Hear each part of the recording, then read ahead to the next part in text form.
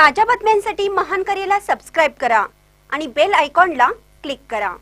राधानगरी येथे वारंवार वीज पुरवठा खंडित, विद्युत पुरवठा सुरळीत न झाल्यास आंदोलनाचा मनसेचा इशारा।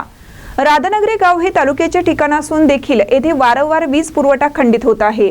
वीज खंडित होण्याच्या प्रकारामुळे येथील शासकीय व खासगी काम विस्कळीत होत आहे। हा वीज पुरवठा सुरळीत न झाल्यास तीव्र आंदोलन करण्याचा इशारा मनसे राधानगरी तालुका यांच्या वतीने देण्यात आला।